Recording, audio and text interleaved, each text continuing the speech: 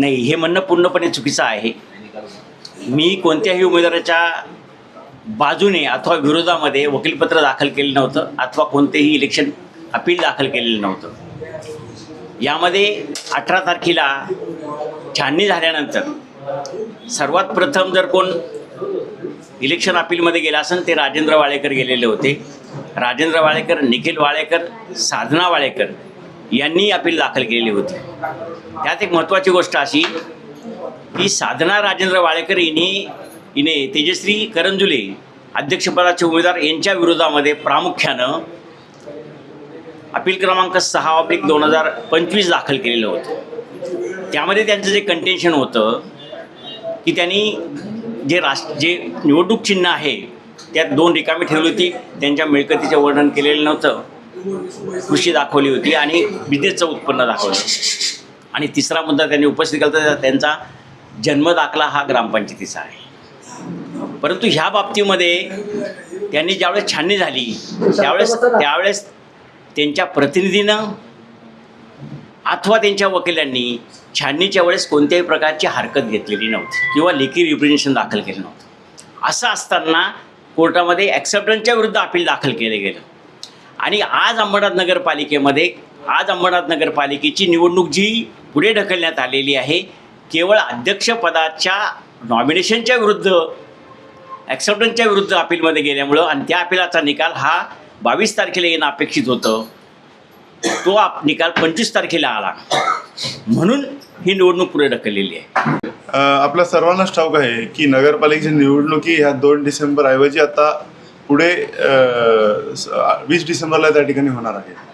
आणि याचं कारण जर का आपण थोडं खोलमध्ये गेलो किंवा याची स्पष्टता आपण बघायची हे प्रयत्न केला तर आपल्या लक्षात येत आहे की साधना सुरेश वाळेकर यांच्या माध्यमातून नगराध्यक्ष पदाच्या निवडणुकी किंवा उमेदवाराच्या विरोधात अपीलला जाण्यात आलं होतं आणि त्यामध्ये ते अपील फेटाळण्यात आलं. परंतु कुठंतरी ह्या वाळेकर कुटुंबाची मानसिकताच त्या ठिकाणी होती किंवा त्यांना या गोष्टीची एक कल्पना होती की असं काही केल्याने निकाल तर त्या ठिकाणी त्यांच्या विरोधात लागेल, परंतु टाईम लॅप्स किंवा वेळ काढूपणा त्या ठिकाणी आपण करू शकतो.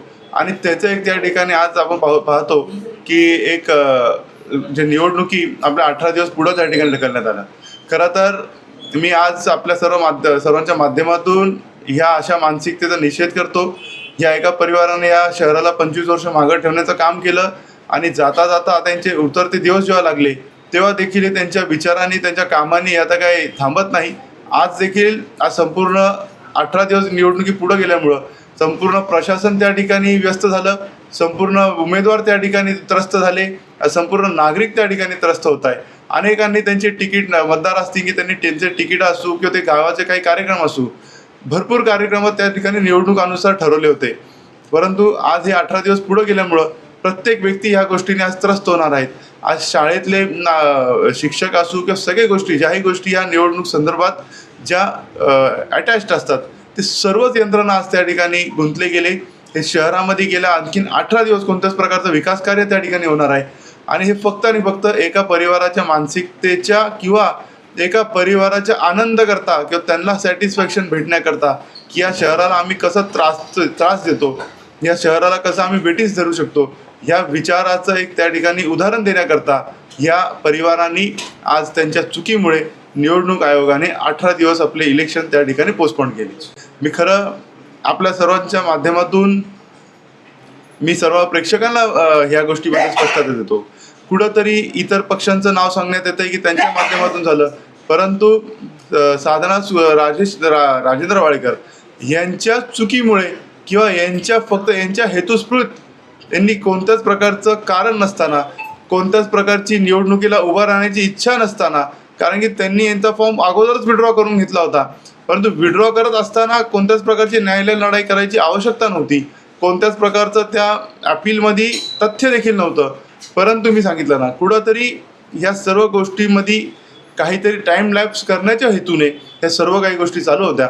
साहजिकच समोरच्या उमेदवाराच्या पायाखालची वाळू घसरलेली आहे आणि शिवसेनेचा प्रचार ज्या पद्धतीने चालू होता त्यांना कुठलं तरी एक निमित्त लागत होतं का हा सगळं प्रकार, आणि अभिजित करंजुलेंनी जो हे पत्रकार परिषद घेतली ती अत्यंत चुकीची पत्रकार परिषद आहे आणि विनाकारण खोटे आरोप एखाद्या पक्षावर करणं किंवा एखाद्या परिवारावर करणं ही करंजुले परिवाराची प्रत्येक वेळेस सवय आहे. अत्यंत चुकीचं बोलत आहेत ते अभिजित करंजुले जे बोलत आहेत BJPचे मला वाटतं नेते आहेत ते, आणि त्यांना बोलण्याची पद्धत नाही आहे का वाळेकर परिवारावर जे आरोप करायचे आहेत यांना दुसरा काही पर्याय नाही शहरामध्ये फक्त वाळेकर परिवारावर आरोप करणं. कारण का यांनी कुठलंही काम ह्या शहरामध्ये केलेलं नाही आणि जेवढा भ्रष्टाचार यांनी केलेला आहे शहरामध्ये बरबाडलेले त्यांचे हातपार गोव्यापासून तर अंबरनाथपर्यंत उल्हासनगरपर्यंत. आणि यांनी जे प्रत्येक वेळेस आरोप करायचे कधीतरी यांनी स्वतःचं कार्य काही करायचं नाही शहरामध्ये. आज त्यांनी एक तरी काम दाखवावं शहरातलं का हे आम्ही काम केलेलं आहे. आणि आमचे जे खासदार साहेब आहेत श्रीकांत शिंदे साहेबांनी जेवढं काम या शहरामध्ये केलेलं आहे ते सांगण्यायोग्य आहे. आणि न्यायालयीन प्रक्रिया झाल्यानंतर न्यायालयाने जो बाद केला अर्ज त्यानंतर आम्ही 25 तारखेला 1:03 हा अर्ज परत मागं घेतला आहे साधना वाळेकरांचा. त्याच्यामुळं निवडणूक आयोग अक्षरशः शिवसेनेवर जो हे चालू आहे त्रास द्यायचं काम चालू आहे शिवसेनेच्या नगराध्यक्षासाठी यांच्या पायाखालची वाळू ही सरकली होती आणि आमचा प्रचार एवढा सुंदर चालू होता आणि जनतेची साथ ही आमच्या मागे उभी होती वाळेकर परिवारामागं. कारण का हा प्रत्येक वेळेस वाळेकर परिवार काहीतरी आरोप करायचा आणि त्याचं फक्त काहीतरी झोडीमध्ये टाकून घ्यायचं हे करंजुले परिवाराचं सवय आहे. आज तुम्ही बघत असाल कितीतरी खोटे व्हिडिओ बनवून आमचे दोघा भावांचे फोटो व्हिडिओ टाकतायत आणि खोट्या प्रचार चालू आहे. तसंच हा पत्रकार परिषदसुद्धा त्यांनी जी घेतलेली आहे ती अत्यंत खोटी. मी नागरिकांना विनंती करेन का नागरिकांचा आशीर्वाद आणि भरपूर असलेला आशीर्वाद हा फक्त वाळेकर परिवारावर आहे. त्या दृष्टिकोनातूनच मी तुम्हाला विनंती करेल पत्रकार परिषदेमध्ये की आज जे आरोप झालेले आहेत आमच्या वाळेकर परिवारावर साधने वाळेकर राजेंद्र वाळेकर यांचं नाव घेऊन ते बोलत आहेत ते हे करंजुले परिवाराचा प्रत्येक वेळा आदत आहे ती सवय आहे. शहरामध्ये कुठंतरी जे चुकीचे निर्णय घ्यायचे चुकीचं लोकांना सांगायचं आणि मानसिक लोकांमध्ये संभ्रम निर्माण करायचा आणि शिवसेनेवर प्रत्येक वेळेस आरोप करायचा ही त्या करंजुले परिवाराची सवय आहे.